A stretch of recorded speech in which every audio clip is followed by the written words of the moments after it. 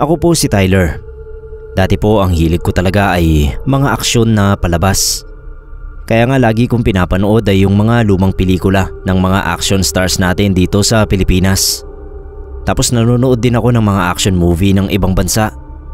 Pero nung mapakinggan ko yung kwento ng Tito Bonnie ko tungkol sa albularyong lumaban sa isang mangkukulam, ay doon na ako nagsimulang magkaroon ng interes sa mga nakakatakot na story.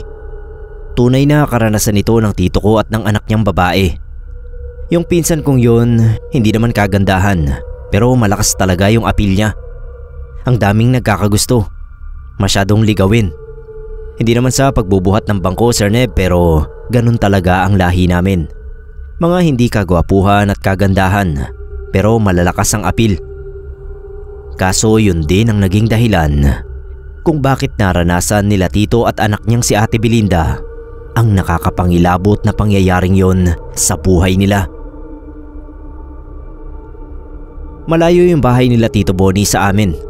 Nagkakaroon lang kami ng pagkakataong magkita-kita kapag may okasyon, gaya ng birthday, binyag, Pasko, reunion, mga ganoon lang. Tapos noong nakaraang Pasko nga na nagki-Christmas party yung pamilya namin, ay nagkaroon kami ng pagkakataon ni Tito na magkakwentuhan ng medyo matagal. Paano kaming dalawa na lang ang natitirang matibay noon sa inuman. Tyler, itong ikukwento ko sa'yo, matagal na namin itong nililihim ng tita mo sa iba. Pero ngayon, sasabihin ko sa'yo. Kasi ikaw ang paborito kong pamangkin. Makinig kang mabuti ha. Talagang nagulat ako sa kwentong ito at nakumpirma ko ito dahil tinanong ko si Ate Belinda. At saka nabalitaan din naman talaga namin dati na nagkasakit yung pinsan ko ng malubha, kaya napauwi sila ng probinsya at nanatili doon ng matagal. Ang hindi namin alam ay yung may nangyayari na pala sa kanilang kakaiba. Inilihim din kasi nila yon dahil ayaw nilang mapag-usapan. Pero dahil sa lasing na nga noon si Tito Bonnie, kaya naikwento niya sa akin ng buong buo. Mula sa pinagsimulan ng mga pangyayari hanggang sa maresolba nila ang napakalaking problemang yon na tahimik na hinarap ng pamilya nila. Katagalan nga ay nakisali na rin yung isa sa mga tita ko kasi nandoon siya noong mangyari ang mga ito. Dalawa yung anak ni Tito Bonnie, si Ate Belinda na panganay at ang bunso nila na si Chito na 7 taong gulang naman nun. Yung pangalan niya kuha naman sa pangalan ng asawa ni Tito na si Tita China. Taong 1991, maayos ang pamumuhay nila sa Maynila. Sa Tondo sila nakatira pero tahimik ang buhay nila. Nung mag-18 si Ate Belinda, lalo pang dumami yung nagkakagusto sa kanya kasi nagdalaga na talaga siya at lalong lumakas ang appeal. Isa sa mga nanligaw sa kanya ang bago nilang kapitbahay noon na si Jacob.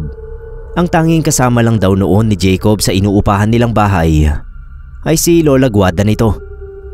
Sabi ni Tito, matanda si Jacob ng 5 taon kay Ate Belinda. Kaya nung una pa lang daw na magparamdam ito ay ayaw na talaga ng pinsan ko. Nakakatakot yung naging simula ng kwento nila dahil bago pa man pala manligaw itong si Jacob kay Ate Belinda ay naging stalker na niya muna ito. Ilang bahay ang pagitan nila sa inuupahang bahay ng mga ito.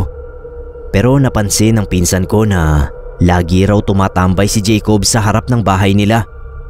May tindahan sa harap ng bahay nila. Doon daw laging nakaupo at nakatanaw sa bahay ng mga tito ko. Nung una syempre hindi pa nila ito kilala. Tapos nung mapansin nila na laging ang nakatambay at nakatingin sa bahay nila, ay palihim na pinagtanong ni tita sa mga kapitbahay kung sino ba yung lalaking yon dahil noon lang nila nakita. May nakapagsabi nga kay tita na bagong lipat yon kasama ang lola niya. Doon daw sa paubahan ni Aling Tasing.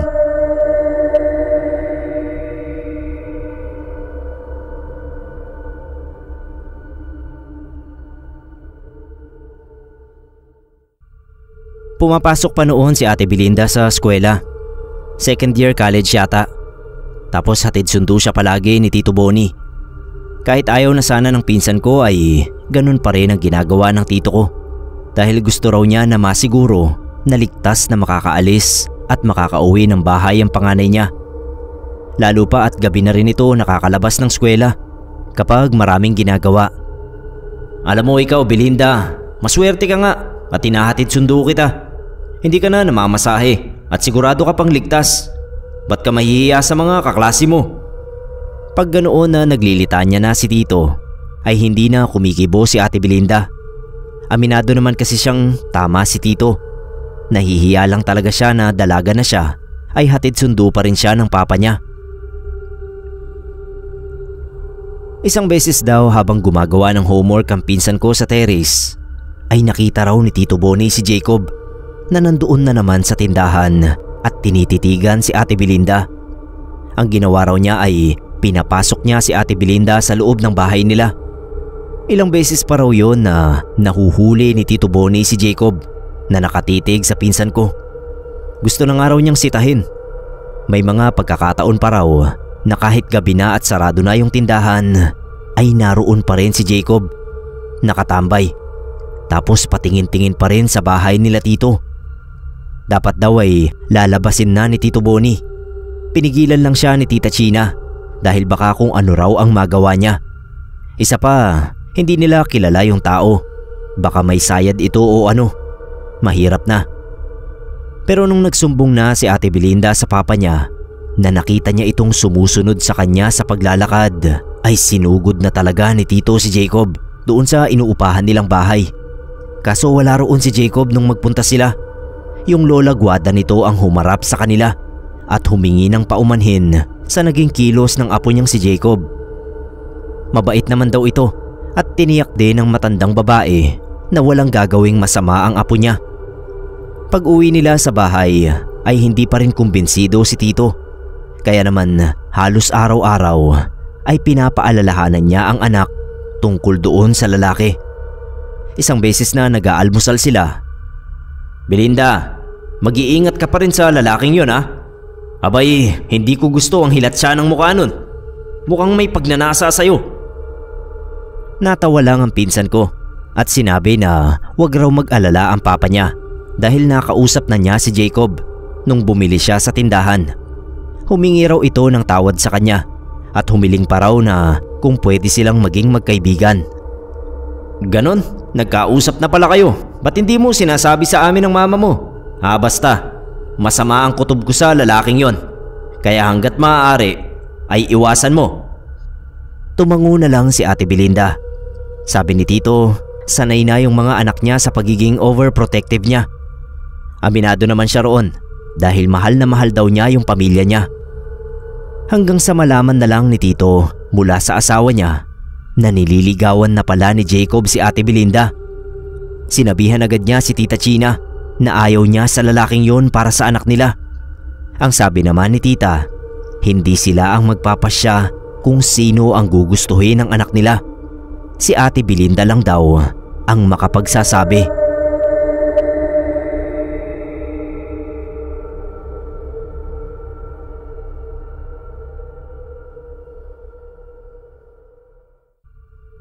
Nilapitan ni Tito Bonnie si Ate Belinda habang naguhugas ito ng pinggan.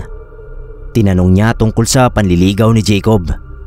Sinabi raw nito sa kanya na wala siyang dapat ipag-alala kasi kahit ligawan naman siya ni Jacob ay hindi niya sasagutin dahil ayaw niya sa lalaking mas matanda sa kanya.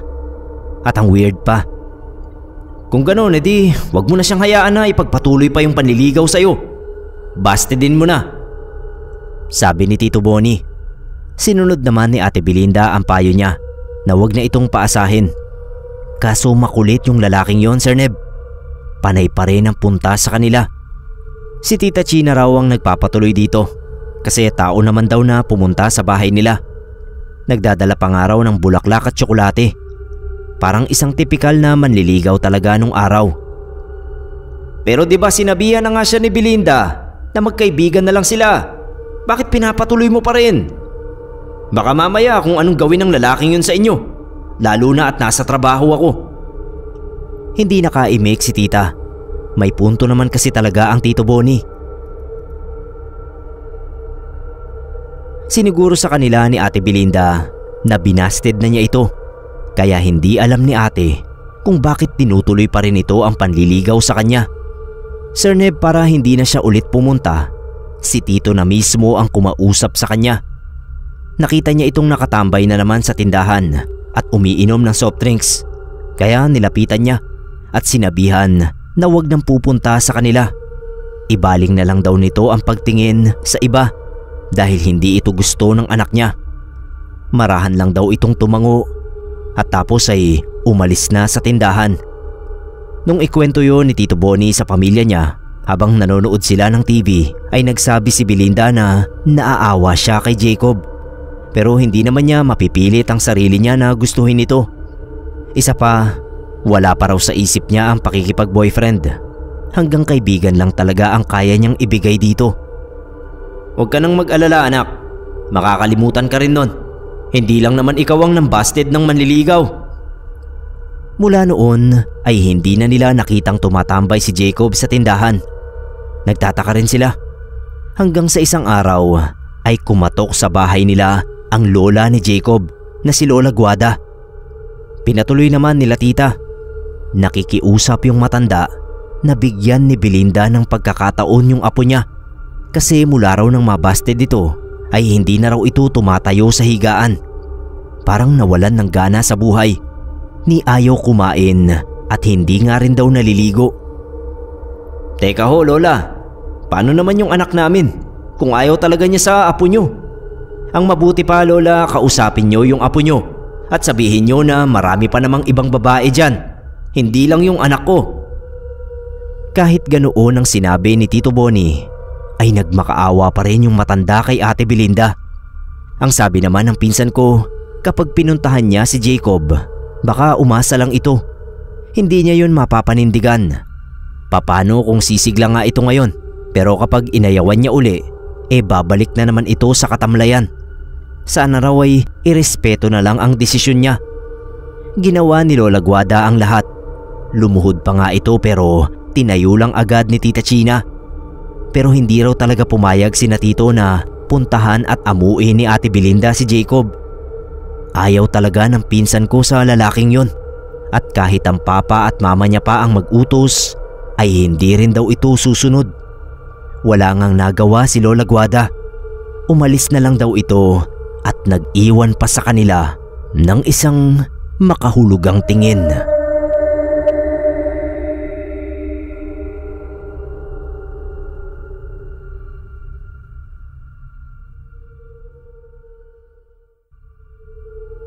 Ang sumunod na nabalitaan nila tungkol kay Jacob ay kinabigla ng pamilya ni Tito Bonnie. Winakasan daw nito ang sariling buhay. Ang sabi ng mga kapitbahay ay nagbigti raw sa banyo ng inuupahan nilang bahay. Iyak ng iyak noon si Ate Belinda. Sabi ni Tito Bonnie ay nakokonsensya raw ito kasi buhay na ang pinag-uusapan nang dahil sa kanya ay isang buhay ang nawala. Anak, wag mong sisihin ang sarili mo. Hindi mo naman kagustuhan ang nangyari. Tama lang naman ang ginawa mo na nagpakatotoo ka sa kanya. Baka hanggang doon lang talaga ang buhay niya. Gusto raw sanang makiramay nila Tito. Kaso yung bangkay daw ni Jacob ay hindi doon binurol. Inuwi daw ito sa probinsya ni Lola Guada sa tulong ng mga kamag-anak. At tapos nun ay wala na silang nabalitaan tungkol dito. Yun na rin daw ang naging simula ng pagiging matamlay ni Ate Belinda. Ang nasa isip nilang mag-asawa ay iniisip pa rin nito yung nangyari kay Jacob. Nawalan nito ng ganang kumain at tinamad na ring maligo. Parang tulad ng nangyari kay Jacob nung mga unang araw mula nang mabasted ito ng pinsan ko. Sir Neb, buti na lang daw at bakasyon na noon kaya walang pasok si Ate Belinda. Pero dati-rati naman kapag ganoong bakasyon ay mas masaya ito at nagtatanong agad kina Tito kung kailan sila magsuswimming. Pero ayun nga, parang wala itong kagana-gana sa kahit na anong bagay at gawain. Wala naman daw itong lagnat, hindi mainit ang katawan. Kinausap itong mabuti ng Tita China. Tinanong kung meron ba itong problema bukod kay Jacob. Umiiling lang si Ate Belinda. Tapos pati pakikipag-usap, tamad na tamad din. Kapag nilalapitan ng kapatid na si Chito ay nagagalit daw ito at agad na pinapaalis. Nag-iba raw talaga ang ugali ni Ate Belinda. Naging masungit, mainiti ng ulo at tamad. Naisip nilang ipagamot sa doktor. Ang sabi kasi ng tita baka nagka-problema sa hormones o ano. Gusto nilang makatiyak kung ano ba talaga ang dahilan ng pananamlay at pagbabagong yun sa ugali ng pinsan ko. Pumayag naman siya na magpa-doktor. Kaso sa resulta ng pagpapacheck up nila ay walang makitang dahilan ng doktor ng posibleng pinanggagalingan ng nangyayari kay Ate Belinda. Sinubukan nila sa ibang doktor pero tulad sa nauna ay wala rin itong makitang sanhi ng pinagkakaganoon ng anak nila. Pag uwi nila sa bahay, nakita sila ng kapitbahay nilang si Aling Flora. Inusisa sila nito kung anong nangyayari kay Ate Belinda. Hindi naman nagkaila sina Tito. Sabi ni Aling Flora, bakit daw hindi ipatingin sa albularyo? Wala raw itong tiwala doon sa lola ni Jacob na si Lola Guada. Posible raw itong gumanti dahil sa nangyari sa apo. Pwedeng pinapakulam nito si Belinda dahil ito ang dahilan ng pagkawala ng apo niya. O pwede rin naman na ito mismo ang kumukulam. Nasa itsura naman daw nito. Ang sinabing yon ni Aling Flora ay naging palaisipan sa mag-asawa. Yun ang pinag-usapan nila habang kumakain silang dalawa ng hapunan. Nakatulog na kasi si Ate Belinda at si Chito rin na napagod sa pagpapalipat-lipat nila ng doktor. Gina, ano sa tingin mo? Posible nga kayang kinukulam yung anak natin? Hindi masagot ni tita ang tanong ni Tito Boni. Parang nag-iisip daw ito. Nang bigla na lang nilang marinig ang sigaw ni Ate Belinda mula sa silid nito. Dali-dali nila itong pinuntahan. Nakita nilang nagwawala ang anak nila habang kinakamot nito ang katawan. Sobrang katiraw. Yun ang sinisigaw ni Ate Belinda.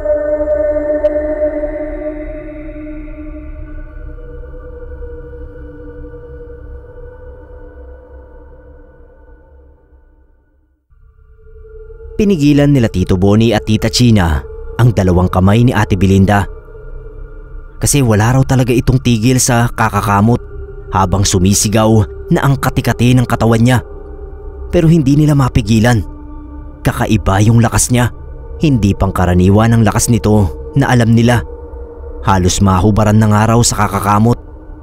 Nagawa pang ibalya si Tito sa pintuan. Kaya sobrang takot ni Tita.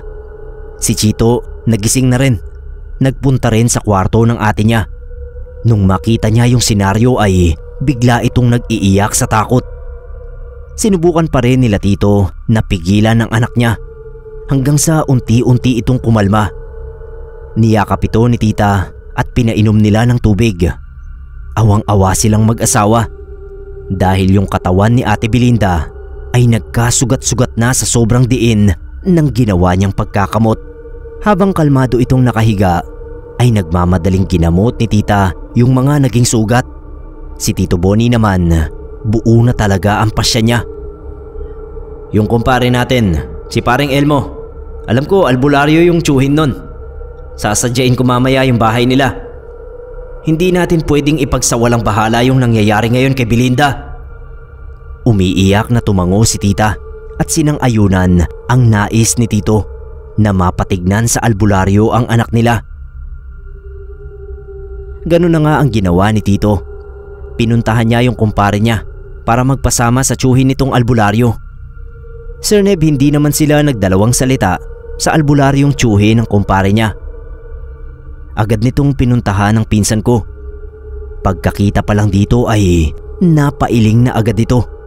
At sabi, malakas ang kulam. Pero hindi raw ito yung bigla ang kulam. Sa tingin niya ay mukhang uunti-untiin ang biktima. Gustong pahirapan. Nangilabot yung mag-asawa sa narinig. Tinanong ni Tito kung pwede bang malaman kung sino ang nagpapakulam o kumukulam sa anak niya. Sabi ng albularyo, hindi raw yun basta-basta malalaman Kung mahina ang kulam, kaya raw niyang ibalik yon sa gumawa. Pero hindi niya sigurado kung gaano kalakas ang kakaharapin niya. Kaya susubukan muna niya ang magagawa niya para rito. Pinalabas ng albularyo sila tito at tita para gawin niya ang orasyon na pinaniniwalaan niyang makapagpapagaling sa biktima. Mahigit 1 oras din ang ginawa niyang pag-oorasyon. Nung matapos ay tinawag na nito ang mag-asawa. Aniya, ginamit na niya ang pinakamalakas na orasyong alam niya laban sa mangkukulam. Pero hindi man lang daw niya natinag ang gumagawa ng kulam kay Belinda. Pinakita niya kina tito ang mga bagong sugat ng pinsan ko. Sabi ng albularyo, ang mga sugat na yon ay isang palatandaan na ang mangkukulam na tumatrabaho kay Belinda ay isang sinaunang mangkukulam. Kaya hindi raw pangkaraniwan ang lakas nito. Ang kaluluwa nito ay nakasanla na talaga sa dyablo, kaya't napakahirap kalabanin. Kung itutuloy niya ang panggagamot kay Belinda, ay posible niya yung ikamatay. Sa madaling salita ay hindi kaya ng albularyong yon ang mangkukulam na nagpapahirap kay Ate Belinda. Nabigo sina Tito Boni sa unang albularyo na nilapitan nila, pero hindi sila nawalan ng pag-asa. Huwag kang mag-alala, China. Meron pa namang ibang albularyo. Hindi tayo susuko. Naghanap pa sila ng ibang albularyo na makatutulong sa kanila. Nagtanong si Tita China kay Aling Flora kung meron itong kilala. May tinuro naman sa kanila si Aling Flora. Dati rin daw nakatira sa Tondo, pero lumipat na ng Sampaloc, Manila. Sinamahan niya si Tita papunta doon. Sabi pa nito, yung albularyong yon na si Mang Tomas ang siyang nakapagpagaling noon sa pamangkin niya na sinapian ng mabagsik na duwende. Kahit papano ay nabuhayan ng loob at nagkaroon ng pag-asa ang mag-asawa. Ang kaso, pagdating sa Sampaloc ay hindi na rin pala ito nakatira doon. Lumipat na raw sa Novaliches. Pinagtanong pa nila sa mga kaanak kung saan ang bahay nito sa Novaliches, hanggang sa matuntun na rin nila.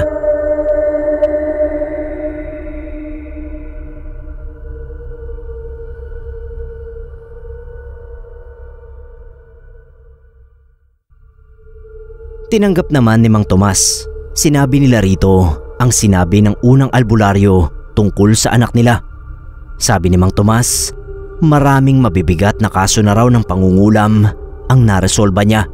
Kaya naniniwala siya na kaya rin niya ang kay Belinda. May kamahalan nga lang ang singil nito sa kanila, pero hindi na raw mahalaga noon ang pera kina tito. Basta mapagaling lang si Ate Belinda. Mang Tomas, nagtitiwala ho kami sa inyo. Pagalingin niyo po yung anak ko. Ang gusto sana ng mayabang na albularyo ay si Ate Belinda ang dalhin nila sa bahay niya. Kaso sabi nila tito, hindi na raw nila pwedeng ilabas ang anak nila. Bukod sa ayaw nitong lumabas ay dumami pa yung sugat-sugat nito sa katawan. Kaya nakiusap sila na kung pwede ay yung albularyo na lang ang dumayo sa kanila. Pumayag naman ito. Kaso nagpadagdag ng bayad sa kanila. Kahit naiinis silang mag-asawa ay hindi na nila inintindi ang inis nila, dahil ang gusto nga lang nila ay makabalik sa normal si Ate Belinda. Nung ginagamot na ni Mang Tomas ang pinsan ko, ilang beses daw itong sumuka ng itim na likido. Ang sabi ni Mang Tomas, ang ibig sabihin daw nun ay natatalo niya yung mangkukulam. Kaya nilalabas ni Ate Belinda ang pinapasok na kulam sa katawan niya. Halos 1 buong araw ang naging gamutan nila. Tapos ilang beses pang binalikan ni Mang Tomas si Ate Belinda. Mga 7 beses pa yata yun. Bawat balik nito ay panibagong bayad, kaya ang laki ng kinita sa kanila ng albularyong yon. Umasa talaga sina Tito Boni na mapapagaling noon si Ate Belinda. Ang kaso matapos ang mahabang panahon ng paggagamot nito kay ate, ay sa kabiguan din na uwi. Sa tingin nila, mas lalo pang ang lumala ang pinsan ko. Mas dumami raw ang sugat nito. Nung tanungin ni tita ang anak niya kung anong nararamdaman nito, palagi raw nasusuka, nahihilo at kumikirot ang mga sugat niya. Pagkatapos noon ay hindi na raw nagpakita sa kanila yung walang yang albularyo. Wala raw itong naitulong kahit napakalaki ng naibayad nila. "Anak, huwag kang mag-alala. Kahit anong mangyari, nandito lang kami ng mama mo. Lalaban tayo." Habang naghahanap ng panibagong albularyo, ay sinubukan din nila Tito na hanapin ang kinaroroonan ni Lola Guada. Gusto nilang humingi ng tawad dito para pagalingin na yung anak nila. Buo yung paniniwala nila na may kinalaman talaga ito sa nangyayari kay Ate Belinda. Dahil ito lang naman daw ang may motibo na gawin yon. Dahil nga sa nangyari sa apo nitong si Jacob. Ang problema ay walang makapagsabi kung saan ang probinsya nito. May nagsabing Samar daw. Nabanggit daw ito ni Jacob minsan sa isang kapitbahay. Pero hindi naman nila alam kung saan sa Samar. Sa laki ba naman ng Samar? Kung ngayon ngang meron ng social media ay mahirap pa rin hanapin ng isang tao. Noon pa kaya na hindi pa ito uso? Ang ikatlong albularyo na tumingin kay Ate Belinda ay isang babaeng albularyo na medyo matanda na rin. Pinakilala naman ito sa kanila ng nanay ng kaibigan ni Ate Belinda. Mabait sana pero habang ginagamot nito si Ate Belinda ay bigla na lang itong hinimatay. Nagkagulo raw sila dahil hindi nila alam ang gagawin sa pagkahimatay nito. Sabi ng alalay nitong matandang babae rin ay noon lang daw ito nangyari sa albularya. Sinugod nila sa ospital dahil nung magising daw ito mula sa pagkakahimatay ay parang nahihirapang huminga. Sumama si Tito Bonnie at si Tita ang naiwan kay Ate Belinda. Sir Neb, nanlumo si Tito dahil makalipas lang ang wala pang isang oras nila sa ospital ay binawian ng buhay yung albularya. Ayon sa mga doktor, inatake raw ito. Pero ayon naman sa alalay nito, naniniwala siyang hindi ito inatake kundi natalo ito ng kinalabang mangkukulam. Ang mangkukulam na may kagagawan kay Ate Belinda. Malakas daw ito. Nabanggit niya kay Tito Bonnie na habang nag-oorasyon ng albularya ay lumabas sa bibig nito ng halos pabulong ang mga salitang, "Grabe, napakalakas ng mangkukulam na ito."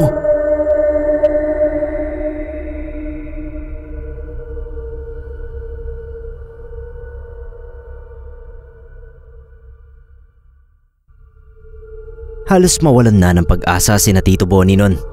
Nag-iiyakan na silang mag-asawa. Sumubok ulit sila sa doktor dahil sa nakita ng mga doktor na kalagayan ni Ate Belinda ay na-confine ito ng halos 2 buwan din. Pero walang nagbago sa sitwasyon niya at mas lalo pang ang lumala. Yung dati na mga sugat lang, ngayon daw ay nagkaroon na ng pagnanaknak. Gumrabe talaga yung kalagayan ng pinsan ko, Sir Neb. Nagdesisyon silang ilabas na ito sa ospital sa pagpupumilit na rin ni Ate Belinda. "Gina, may malaking kasalanan ba tayong nagawa para tanggapin natin ang parusang ito?" Hinawakan ni Tita ang kamay ni Tito at sabi malalampasan nila ang pagsubok na yon basta magtiwala lang sila sa Panginoon. Habang nag-uusap sila ng masinsinan ay biglang nakatanggap ng tawag si Tito Bonnie mula sa kapatid niya na nasa probinsya, si Tita Asyang. Bunsong kapatid nila ng papa ko. Siya yung tita na binanggit ko, Sir Neb, na nakisali habang kinukwento ni Tito yung karanasan nilang ito.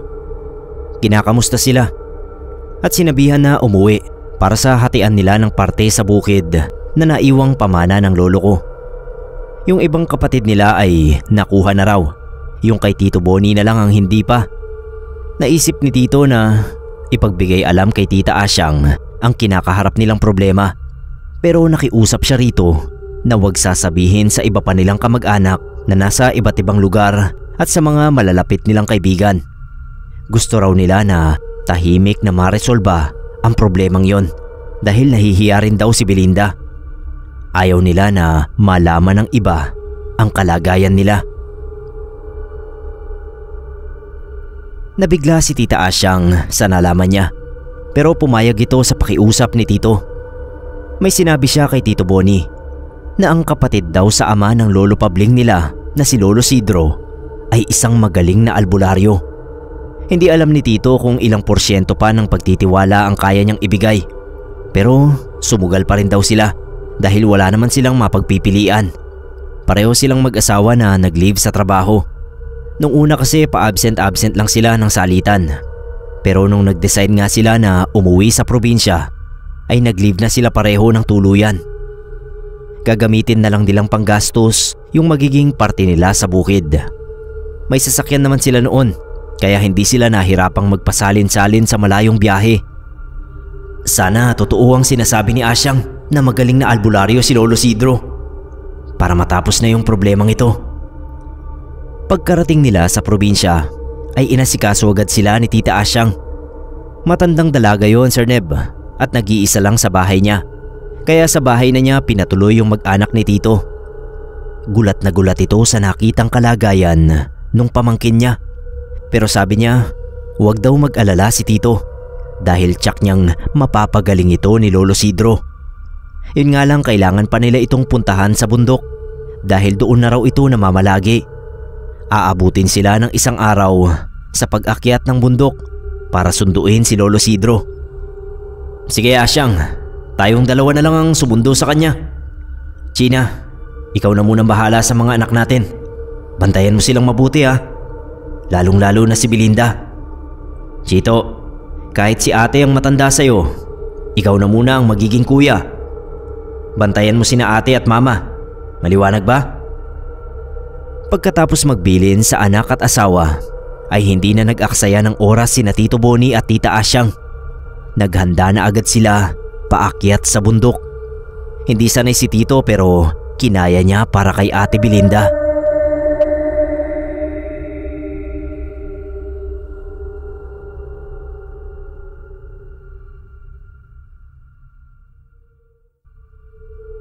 Sa wakas, matapos ang nakakapagod na pag-akyat sa bundok, ay narating din nila Tito at Tita ang kubo ni Lolo Sidro.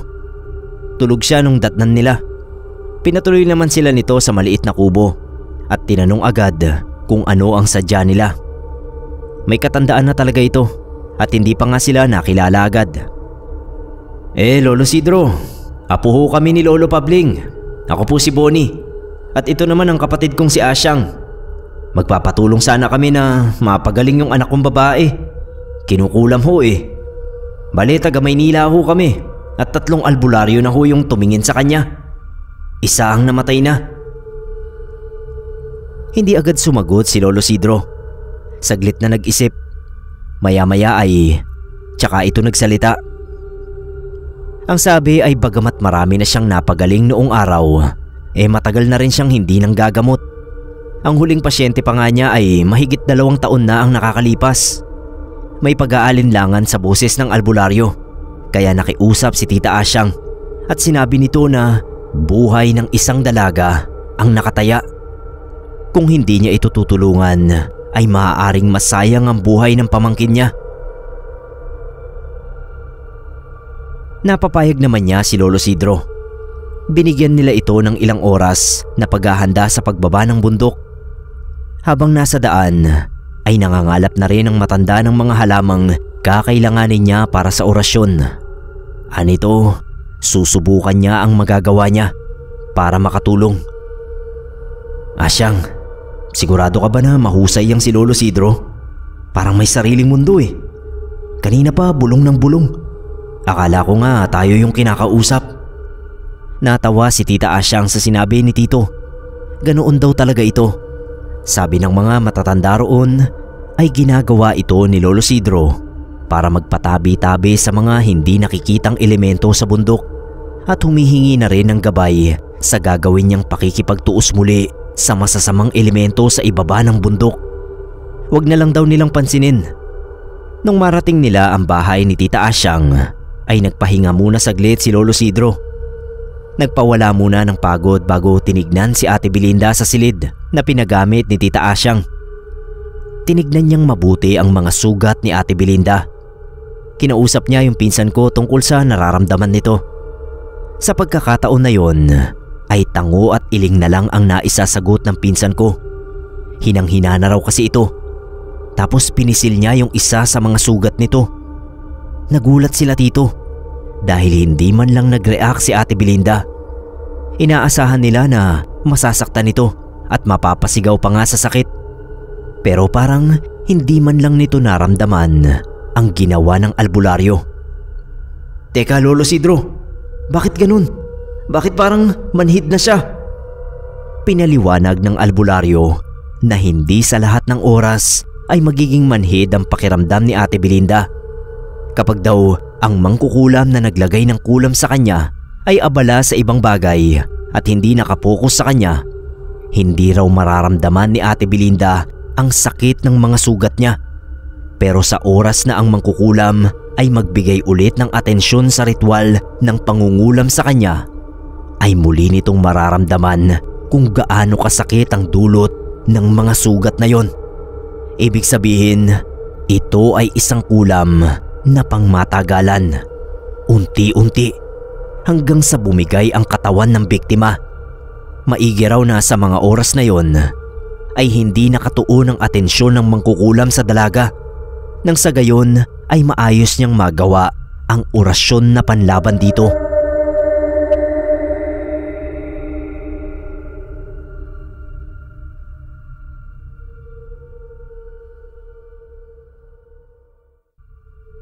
Humingi si Lolo Isidro ng katahimikan para sa pagriritual na kailangan niyang gawin bago niya gamutin si Ate Belinda. Doon sa likod ng bahay niya ito ginawa, sa harap ng malaking puno doon, para walang makaabala sa kanya. Mga ilang minuto niyang ginawa ang ritual at saka siya pumasok ulit sa loob. Yung mga dahon na inorasyonan niya ay isa-isa niyang tinapal sa bawat sugat ni Ate Belinda. Matyaga niyang ginawa yon. Halos buong katawan ng pinsan ko ay may sugat. Sa mga pribadong parte nito ay si Tita China ang nagtatapal.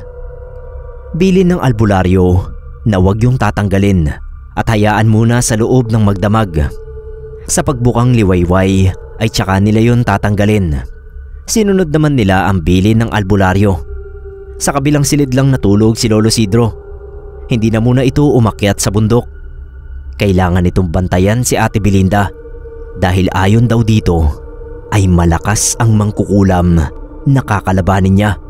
Kaya hindi siya pwedeng magpatumpik-tumpik at magpabanjing-banjing.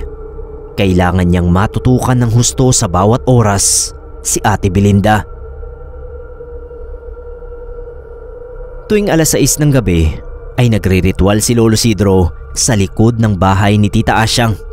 Tapos ay muli itong magtatapal ng mga inorasyonang dahon sa mga sugat ni ate. Gabi-gabi raw yon. Kinausap ni Tito Boni si Tita Asyang sa labas. "Asyang, mukhang wala namang nangyayari sa ginagawa ni Lolo Isidro. Pang ilang gabi na ba to?" Tinapik siya ni Tita Asyang sa balikat at sinabi na huwag siyang panghihinaan ng loob. Alam daw ni Lolo Isidro ang ginagawa niya. Kailangan nilang ibigay ang buong tiwala nila. Sana nga mapagaling niya si Belinda. Awang-awa na ako sa anak ko eh.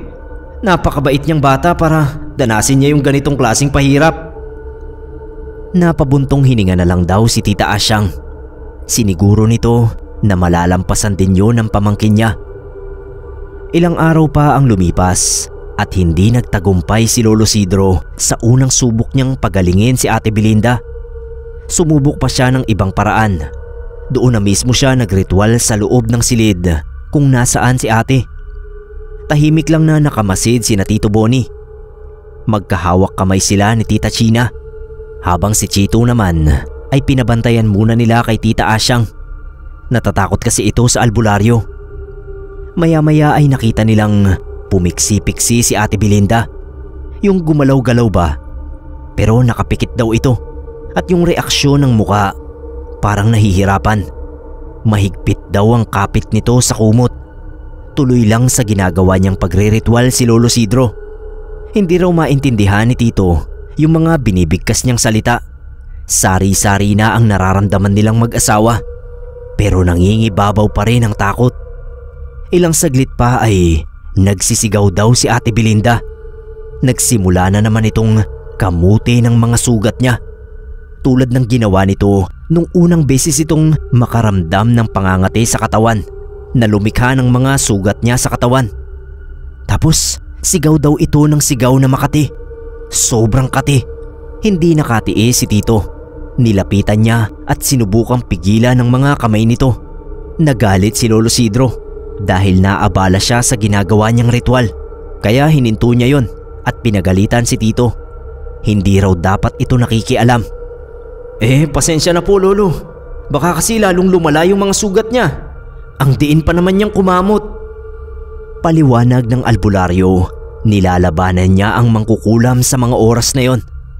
Kaya raw muling sumumpong ng matinding pangangati at pagkirot ang mga sugat ni Ate Belinda ay dahil aktibo ang mangkukulam. Pinatitindi nito ang kinapit na kulam kay Ate Belinda at yun ang sinusubukan niyang labanan sa mga sandaling yon.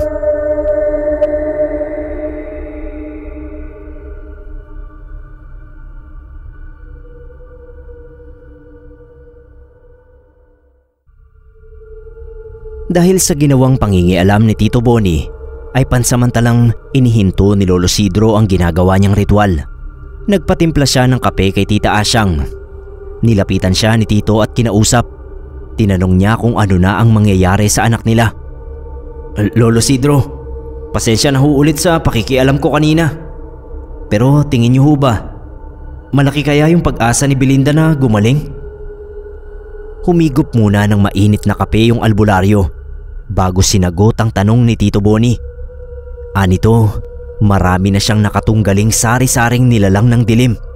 May malalakas, may mahihina, at hindi naman daw sa pagyayabang. Ni minsan ay hindi pa siya nabigo, lalo na nung kabataan niya. Madali lang niyang nagagapi ang mga nilalang na yon. Mapaaswang man ito, mangkukulam, kapre, tikbalang at kung ano-ano pang may malalakas na puwersa. Pero yung isang ito raw na nagpapahirap kay Belinda ay tila may ibang lakas na pinagkukuhanan. Kakaiba ang taglay niyang kapangyarihang itim. Kaya hindi niya masiguro kung magagapi niya. Pero hanggat kaya niya ay lalabanan daw niya ito. Gagawin niya ang lahat ng nalalaman niyang paraan para sa kaligtasan ni Ate Belinda. Nagpasalamat si Tito Boni. Pinaalala lang sa kanya ng albularyo na sa susunod ay iwasan nito ang makialam dahil ang ritual o orasyon na magambala lang ng konti ay hindi na magiging epektibo. Ito ay nangangailangan ng buong konsentrasyon. Kahit ano pa ang makita, kahit ano pa ang mangyari. Maihahalin tulad ito sa isang pare na nagpapalayas ng dyablo sa katawan ng taong sinaniban. Hindi maaaring maistorbo dahil mawawala ang focus ng pare at matatalo siya ng dyablo. Sana raw ay malinaw yon kay Tito Boni. Tumango naman agad ang tito ko at nangako na hindi na yon mauulit. Nung gabing yon ay hindi raw makatulog sina Tito Boni at Tita China. Panay ang silip nila sa silid na tinutulugan ni Ate Belinda. Nag-usap muna sila sa sala. Kapag nakikita nila yung kalagayan ni Ate Belinda ay talagang binabalot sila ng awa rito. Sa kalagitnaan ng pag-uusap nila ay lumapit sa kanila si Chito at nagtanong kung hanggang kailan sila titira roon. Kung hindi pa raw ba sila babalik sa bahay nila. Anak, malapit na. Kapag gumaling na si ate, uuwi na agad tayo at magse-celebrate tayong apat. Magsisimba, kakain sa labas, tapos mamamasyal. Sinundan ni Chino ng isa pang tanong kung kailan daw ba gagaling ang Ate Belinda niya. Nagkatinginan na lang sila tito at tita at sinabi na lang nila na malapit na. Tapos sinabihan din nila si Chito na ipag-pray ang ate nila para mas mabilis itong gumaling kesa sa inaasahan nila. Tumango si Chito at tapos ay bumalik na ito sa higaan kung saan katabi niya si Tita Asyang. Bago matulog nung gabing yon ay chinek ulit nila tito si Ate Belinda. Natutulog na raw ito pero bakas sa muka ang paghihirap sa kalagayan niya. Nakakunot daw yung noo niya habang natutulog. Anak, lumaban ka lang. Huwag kang susuko. Hindi tayo susuko. Huwag kang mag-alala. Magaling na albularyo raw si Lolo Sidro. Siya ang pinakamagaling dito sa lugar. Kaya alam kong mapapagaling ka niya. Magdasal ka anak. Yan lang ang pinakamalakas nating sandata laban sa mangkukulam na yon. Pagkatapos daw noon ay lumabas na rin ang silid si Tito. Pero si Tita China ay nagpaiwan na. Doon daw muna siya sa tabi ng anak niya. Gusto raw niyang bantayan ito sa pagtulog habang hindi pa siya inaantok. Hinayaan siya ni Tito. Mas mainam na raw na may bantay nga ang anak nila.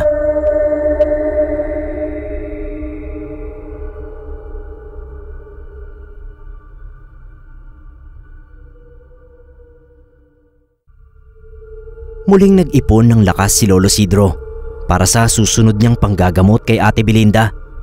Gumamit na siya ng isang sanga ng kahoy. Hindi raw alam ni Tito kung anong klaseng sanga yon. Basta ginagamit daw talaga yon ng mga albularyo sa probinsya para sa malakasang pagriritual.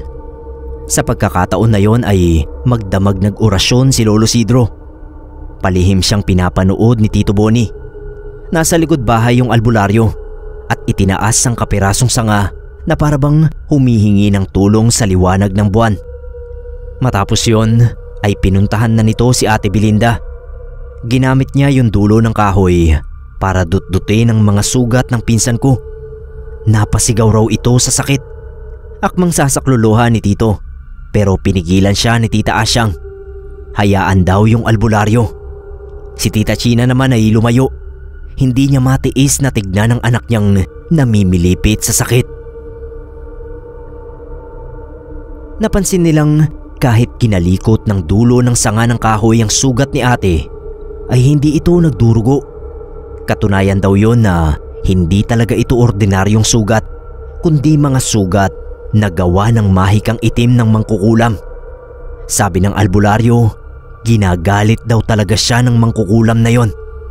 Muli niyang dinutdot ng kahoy yung mga sugat, pero ganoon pa rin ang nangyayari. Sir Neb, namimilipit lang sa sakit si Ate Belinda. Dapat daw ay makita niyang may lumalabas na itim na likido doon. Palatandaan na natatalo niya yung kulam. Pero wala nga siyang mapalabas maski patak. Matapos ang makapigil hiningang tagpong yon, ay huminto yung albularyo na parabang napagod. Sumalampak siya sa sahig at nagpaabot ng tubig kay Tita Asyang. Anito, masyadong malakas talaga ang mangkukulam. Kailangan niyang mag-isip ng ibang estratehiya kung paano ito malalabanan. Halos mawalan ng pag-asa si Tito Boni dahil sa nangyari. Kinausap niya si Tita Asyang. Asyang, paano na yan? Mukhang hindi rin naman makaya ni Lolo Sidro yung mangkukulam na yon. Ano kaya kung bumalik na lang kami sa Maynila? Maghahanap na lang ulit kami ng ibang albularyo doon. Sinabi ni Tita Asyang na kumalma muna si Tito at mag-isip ng mabuti dahil baka mas mahirapan daw silang maghanap ng albularyo sa Maynila. Hindi pa naman daw sumusuko si Lolo Sidro, kaya bigyan muna nila ito ng pagkakataon. Nagsuggest naman si Tita China na ilapit nila sa pare ang problema nila. Baka makatulong din daw ito.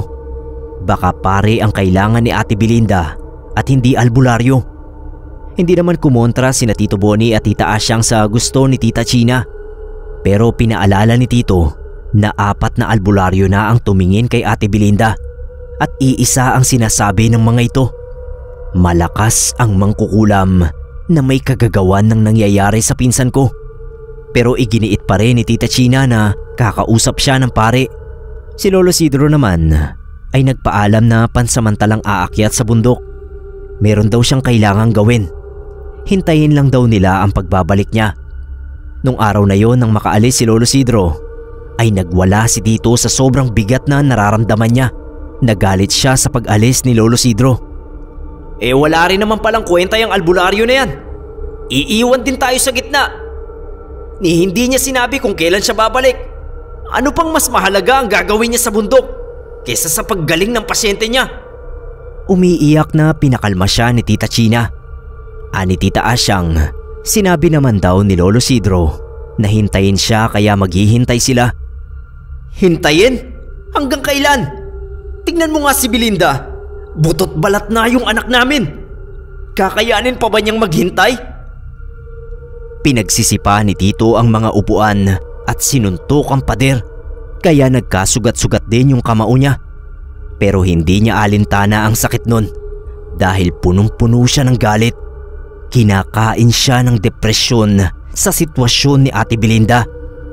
Kundi pa siya nilapitan ni Chito at yumakap sa kanya, ay hindi pa siya kakalma.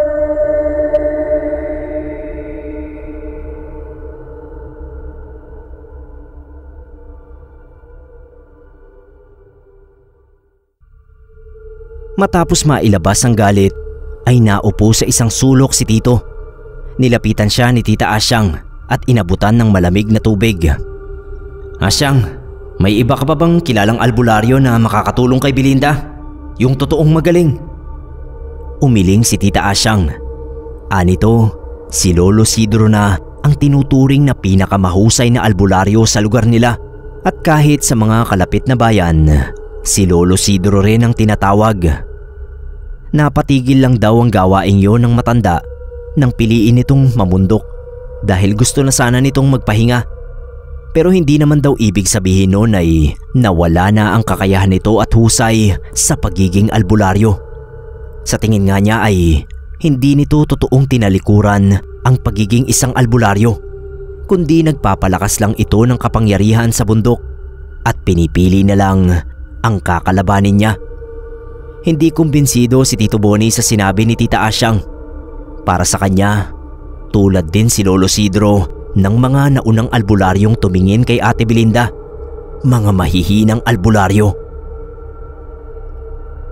Nagsabi naman si Tita Asyang kay Tito na huwag nitong maliitin ang kakayahan ng mga albularyo. Ibinubuwis din nila ang buhay nila sa tuwing may kakalabanin silang mga nilalang ng dilim. Tulad daw ang babaeng albularyo na ikinwento ni Tito, namatay ito dahil sa panggagamot kay Belinda. Kahit daw hindi nito nagapi ang mangkukulam ay malaking utang na loob pa rin ang dapat tanawin nila Tito sa albularyang yon dahil napahamak ang sariling buhay niya. Hindi na kumibo si Tito Boni. Litong-lito na raw kasi siya ng mga sandaling yon. Gulong-gulo ang isip niya sa problemang kinakaharap nila. Si Tita China naman ay hindi nila napigilan sa pagpunta nito sa pare. Nagtungo ito sa simbahan at kinausap ang naka-assign na pari doon. Nagawa naman niyang isama ang pare sa bahay ni Tita Asyang. Binigyan nila ng pagkakataon yung pare na kausapin si Belinda. Matapos yun ay muling kinausap ni Father si Tita China. Hindi raw alam ni Tito kung ano ang pinag-usapan ng mga ito. Basta sa madaling salita, ay wala rin daw nagawa ang alagad ng simbahan sa kalagayan ni Ate Belinda. Ang natatandaan lang daw niya na sinabi ni Tita China na sinabi ng pare ay wala raw imposible sa Diyos, basta manalig lang sila. "China, kung sundan ko na kaya si Lolo Sidro sa bundok, ano sa palagay mo?" Tanong ni Tito Boni. Hindi makasagot si Tita China. Maya-maya ay sinabi niya kay Tito na tsak na may ginagawa si Lolo Sidro sa bundok para kay Belinda. Baka naghahanda ito ng mas mabigat na ritual. Kung pupuntahan daw ni Tito Boni sa bundok, baka maabala na naman yun. Kung sinabi nito na hintayin ang pagbabalik niya, yun na lang daw ang gagawin nila. Hindi na kasi ako mapakali eh. Tuwing titignan ko yung panganay natin, parang gusto ko na lang mamatay. Ilang araw pang naghintay sina Tito Boni. Hindi talaga siya mapalagay. Gustong-gusto na niyang sunduin si Lolo Sidro. Panay lang ang pigil nila tita. Hanggang sa nagpasya na lang sila na babalik na sila sa Maynila.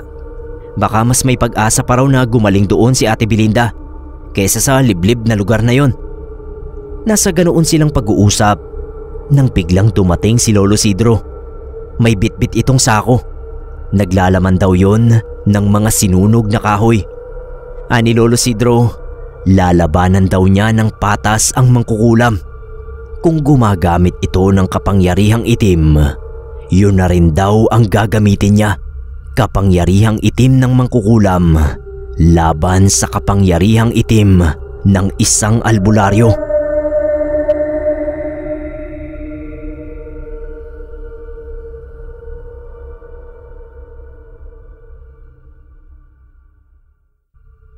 Sa pagbabalik ni Lolo Sidro, ay muling nabuhayan ng loob sina Tito.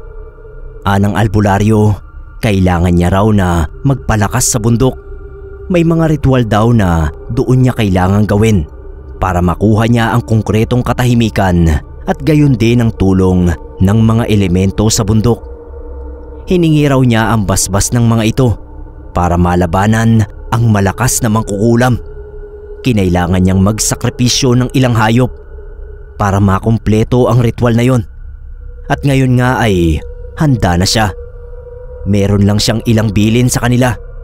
Kailangan niya ang buong pagtitiwala at pananalig sa kanya sa lahat ng orasyon na gagawin niya. Ang pagtitiwala nila ang magiging pader niya laban sa iba pang galamay ng mangkukulam. At kagaya ng dati ay kailangan pa rin niya ang katahimikan sa bahay na yon. Sumagot naman agad si Tito Boni. Opo Lolo Isidro, makakaasa po kayo sa amin. Alang-alang sa anak ko. Ang unang orasyon ay agad isinagawa ni Lolo Isidro nung gabing yon.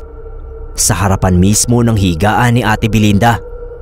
Nagsindi siya ng mga kandilang itim na ipinalibot niya sa kanya bilang proteksyon. Tapos ay binuklat niya ang itim na aklat at nagsimulang basahin ang mga letra doon. Ilang saglit pa at narinig nilang umuungol si Belinda. Napapakunot ang noo nito at bumubulong ng tama na. Hindi raw matiis ni Tito ang nakikitang paghihirap ng anak, kaya ang ginawa niya ay pumikit na lang siya at nanalangin habang patuloy ang pag-oorasyon ng albularyo. Alam niya kasi na hindi niya ito pwedeng lapitan.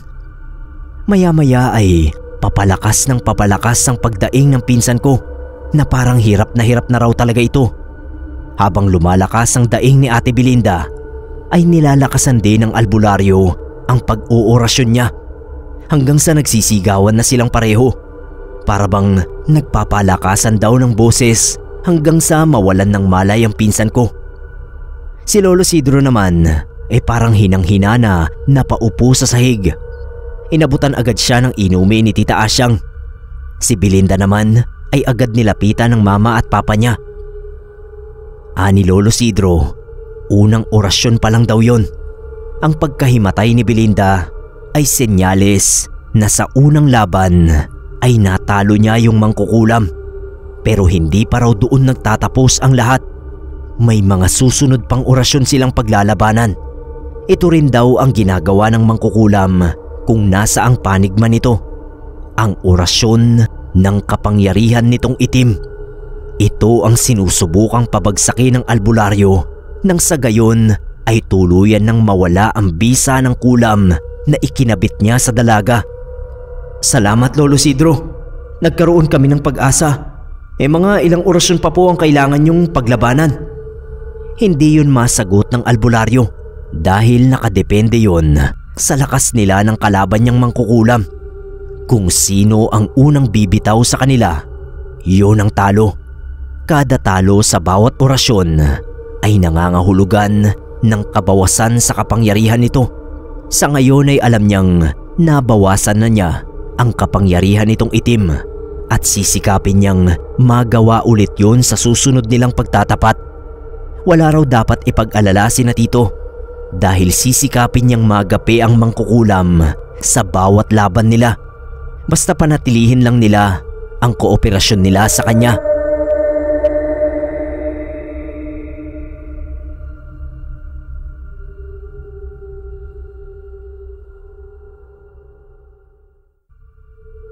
Sa muling paghaharap ng albularyo at mangkukulam sa isang orasyon, nakumpiyansa si Lolo Isidro na muli niya itong matatalo. Sina Tito Boni naman ay nagkaroon na rin ng lakas ng loob na panuorin ang mga nangyayari. Kinakabahan man sa mga posibleng mangyari, ay pinanghawakan nila ang pagkapanalo ni Lolo Isidro ng unang laban. Katulad ng naunang orasyon ay ganoon na naman ang nangyari. Halos magwala si Ate Belinda dahil sa sobrang sakit na nararamdaman niya. Pero hindi bumitaw ang albularyo sa kanyang orasyon.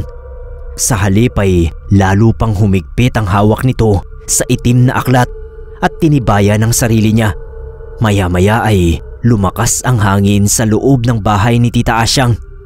Napakapit si Tita China kay Tito Bonnie at si Tito Bonnie naman ay kumapit sa pader, habang si Tita Asyang ay hindi binibitawan si Chito na umiiyak na nung mga sandaling yon dahil sa sobrang takot. Yung lakas ng hangin ay nakikipagsabayan sa lakas ng mga sigaw ni Ate Belinda. Ilang sandali pa at unti-unting humupa yung lakas ng hangin hanggang sa tuluyan itong nawala. Ani Lolo Sidro, pangalawang orasyon pa lang yon, pero alam niya na malaki na ang nabawas sa kapangyarihang itim na hawak ng kinakalaban niyang mangkukulam. Tiyak na kinakabahan na raw ito ngayon. Sa tingin ni Lolo Sidro ay hindi na magtatagal at tuluyan niya itong mapapasuko. Dahil sa sinabi ng matandang albularyo ay nadagdagan din ang pag-asa nila Tito.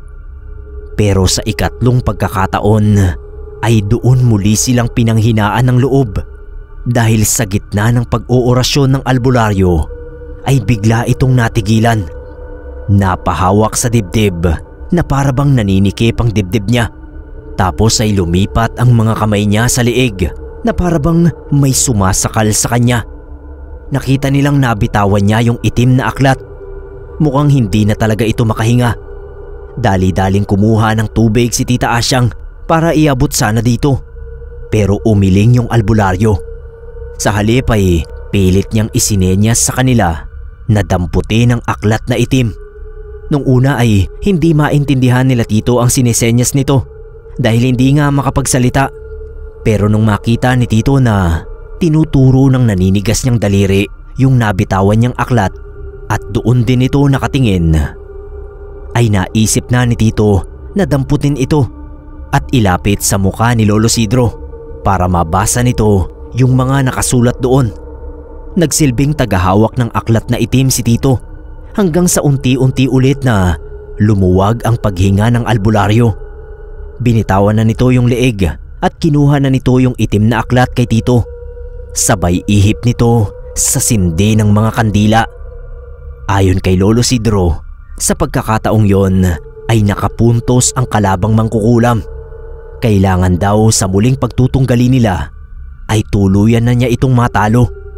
Tapos ay nagpasalamat siya kay Tito dahil kung hindi raw nito nailapit sa kanya yung itim na aklat ay hindi niya nabigkas ang mga dapat pa niyang bigkasin mula roon. Tiyak na mapuputol ang paghinga niya at pare-pareho silang tuluyan na mawawalan ng pag-asa. Dahil daw sa pinakitang lakas ng loob ni Tito, kaya sinabihan siya ni Lolo Sidro na magiging alalay nito sa susunod na orasyon. Alam ng albularyo na susubukan ulit gawin ng mangkukulam ang ginawa nito kanina, pero hindi na raw yun dapat maulit. Huwag po kayong mag-alala, Lolo Sidro. Kung kailangan niyo po ako, nandito lang ako sa tabi niyo. Nilapitan naman ni Tita China si Ate Belinda at hinaplos-haplos ang buhok nito. Kahit nakapikit ito ay kinausap pa rin niya. Sabi ni Tita sa anak, konting tiis na lang daw at matatapos na rin ang paghihirap nito. Magtiwala lang daw sila kay Lolo Sidro. Habang kinakausap ni Tita si Ate Belinda, napansin ni Tito na parabang nababawasan na yung mga sugat niya. China, Lolo Sidro, tingnan niyo po, parang nababawasan na yung mga sugat niya, di ba? Tumango-tango yung albularyo at sinabing magandang senyales ito. Mukhang napahina na talaga nila ang kapangyarihang itim ng mangkukulam na yon. Pero hindi sila dapat makampante. Kailangan maging higit siyang handa para sa susunod nilang pag-aharap.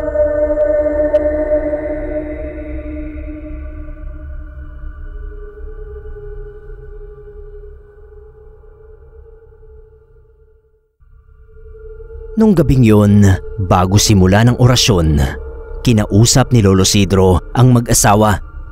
Anito posibleng yun na ang huling paglalaban nila ng mangkukulam sa pamamagitan ng orasyon. Ilalabas na niya ang huling alas niya sa laban na to. Kahit kapangyarihang itim din ang ginagamit niya, sinabi ng albularyo na kailangan niya ang pananalig ng mag-asawa. Isa pang paalala ng albularyo, anumang kakatwa ang masaksihan nila ay wag na wag daw silang magpapanik at panatilihin lamang ang katatagan ng bawat isa. Lagi nilang iisipin na buhay ng anak nila at buhay niya rin mismo ang nakataya sa mga sandali ng pagtutuos na yon. Matapos silang kausapin ay naghanda na si Lolo Isidro para sa huli nilang pagtatapat. Wawakasan na raw niya doon ang pakikipagtunggali sa mangkukulam na yon. Taliwas sa nakita na nilang paghahanda ng albularyo, hindi ito naupo sa harap ni Ate Belinda at nagsindi ng maraming kandila palibot sa kanya. Sa halip ay isang kandilang itim lang ang sinindihan niya sa paanan ng higaan ng pinsan ko. Tapos ay inalis niya ang lahat ng nakaharang sa pader. Gamit ang mga piraso ng uling ay sinulat niya mismo sa pader ang orasyon na kailangan niyang bigkasin. Marami siyang uling na ginamit. Paulit-ulit niyang pinatungan ang sulat niya. Sa pagkakataong yon ay hindi rin ito hinawakan ng itim na aklat. Pinahawakan lang daw niya yon kay Tito at sinabing huwag bibitawan at panatilihin lamang yon na nakasara.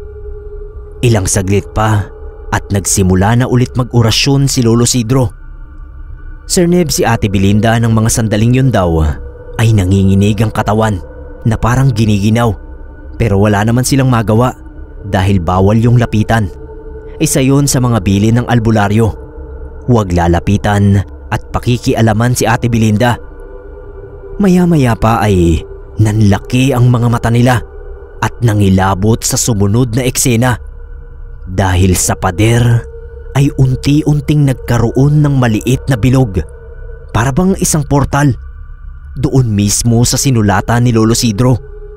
Tapos ay bigla na lang pinasok ng albularyo yung kamay niya sa loob nun na para bang may dinudukot dito na mabigat na bagay. Nang mahila na niya ito, ay hindi na lang si Ate Belinda ang sumisigaw, kundi lahat sila na nakasaksi nun ay napasigaw sa sobrang takot. Dahil ang nahila ni Lolo Isidro ay malaking parte ng muka at makapal na hibla ng buhok ng isang matandang babae. Sir Neb, muntik na nga raw himatayin si Tita China. Buti na lang at naalalayan nito ni Tita Asyang. Si Chito naman ay nagtatakbo sa labas sa sobrang takot. Sinundan na lang ni Tita Asyang. Si Tito Boni, sa kabila ng pangingilabot sa nakita, ay nanatili sa tabi ni Lolo Isidro. Pilit pa raw hinihila ng albularyo yung ulo, pero nanlalaban yung mangkukulam. Nakagawa pa ito ng paraan na makaiwas hanggang sa mabitawan ito ng albularyo at unti-unting magsara yung portal. Pero hindi pa raw doon natapos ang pagbigkas ni Lolo Isidro ng orasyon. Nagpatuloy pa raw ito ng ilang minuto bago tuluyang tinigil at saka hinihingal at hinang-hinang naupo sa gilid ng kama. Lolo Isidro, ano pong nangyayari? Ngumiti ang albularyo sa tanong ni Tito Boni at sinabi na wala na raw. Tapos na. Hindi man daw niya napatay ang mangkukulam, ay sigurado namang na-trauma ito sa nangyari. Ngayong naipakita na niya rito ang kakayahan niya bilang isang malakas na albularyo. Hindi na raw ito muling kakasa sa kanya at nasisiguro rin niya na gagaling na si Ate Belinda. Naiyak talaga si Tito sa tuwa.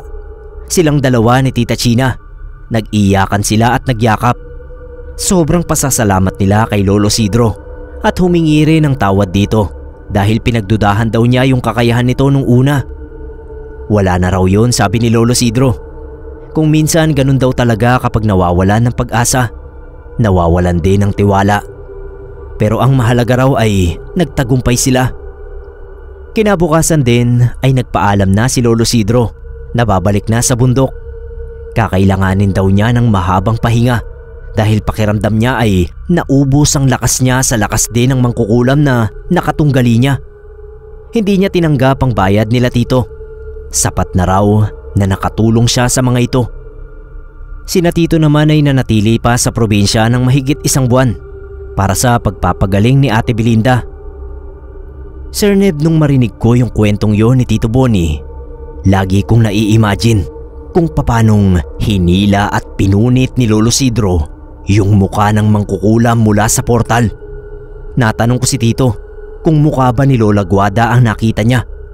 Hindi niya raw sigurado dahil madilim ang tingin niya. Basta ang sigurado niya ay mukha yun at buhok ng isang matandang babae. Nakakadiri daw at nakakapangilabot dahil nabalatan ng buhay yung kung sino man na hinila ni Lolo Sidro. Binaon na lang daw nila sa lupa yung punit na mukha at buhok. Talagang nakakadiri daw. Sa ngayon daw ay wala na si Lolo Sidro, Sir Neb.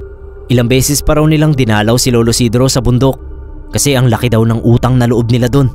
Pinipilit nga rin nila na sumama siya sa Maynila para sila na yung mag-alaga sa kanya. Pero ayaw daw talaga ni Lolo Sidro. Ang huling sinabi ni Tito Bonnie bago niya tapusin ang kwento ay talagang nagpamangha sa akin. Kung ganoon daw kalakas si Lolo Sidro nung mga panahon na matanda na siya, paano raw kaya noong kabataan niya? Siguradong napakalakas niyang albularyo.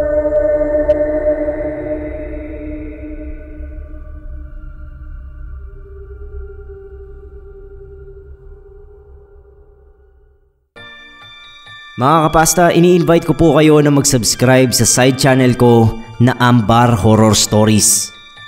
Bali, dalawang variation po ang meron tayo sa channel na ito. Una po ay yung narration style na kagaya ng ginagawa natin sa Pinoy Creepypasta. At ang pangalawang version po natin sa channel na ito ay yung dramatized o yung old style radio, kagaya ng Gabi ng Lagim. Makakasama po natin dito si Sir Ken ng Scream PH para sa narration. Tapos para naman doon sa stories natin na dramatized, makakasama natin dito ang Dark Shadows 101. Muli po mga kapasta, Ambar Horror Stories. Sana po suportahan nyo. Maraming salamat po.